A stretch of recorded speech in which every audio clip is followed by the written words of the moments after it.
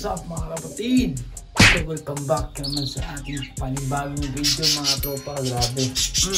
So nakita nyo naman yung title of caption ng ating video na ito mga tropa mga kapatid. So yun nga po mga tropa, mag-sign off na tayo sa bilang isang Sanjibay Love TV mga kapatid. So maraming salamat sa sumusuporta noon pa nung una at hanggang ngayon dahil talagang kaya tayo ay ngayon lang po nagpapag-vlog ulit dahil po nakapag-focus na tayo sa panibagong pangalan ng aking page or love mga kapatid dahil siyempre kasama ko na si Mrs.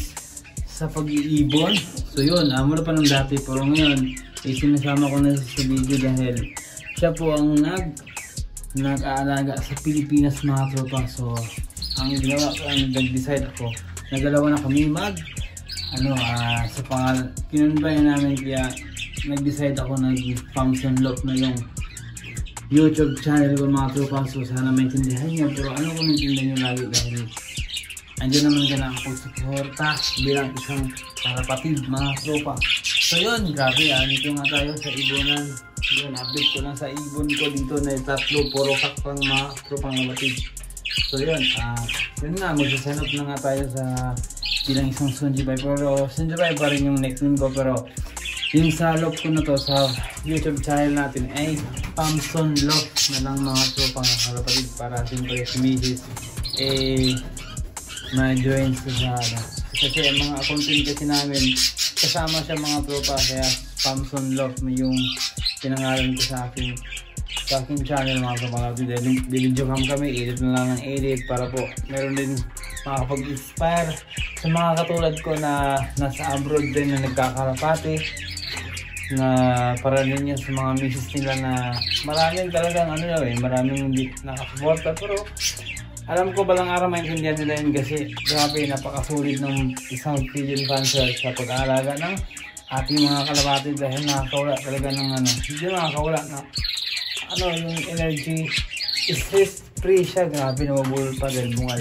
Yun, talagang masaya sa pakiramdam pag uniuwin ka ng mga ibon, wala nang may paborito kang ibon, plus bonus pa pag nananalo tayo mga tropang kapatid. So yun, maraming salamat. Ayan, happy na dito mga tropa at lagi nyo nanandaan tayo ay magkakatropa. Ang biro ay biro, pero kailangan walang ganun, pero ganun talaga sa buhay, hindi tayo perfecto. Lahat may mga bad side. So yun, sa Pamson Love TV mga tropa, Pamson Love. Yun. Yan, hindi mga tropa, bawat yung mag-ingan dito. So yun, i-update ko lang kayo sa ibong ko saglit. Ayan mga tropa, tara, let's go.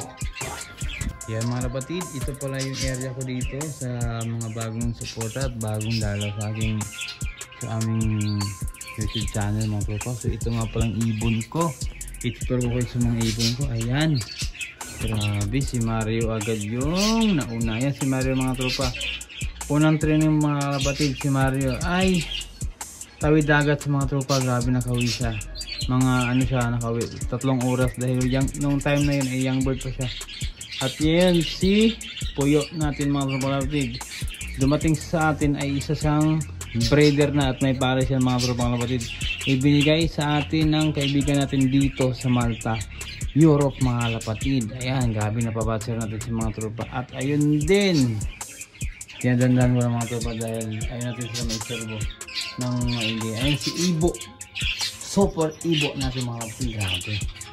Ayan. At nung dumating din sa mga tropang kapatid, kung naalala nyo, ay isa rin siyang breeder, may kasama siyang hen. Napabasa rin natin sa mga tropang kapatid. Yung pares niya ay kulay red check. At yan naman si Boy Puyo ay din sa mga tropa.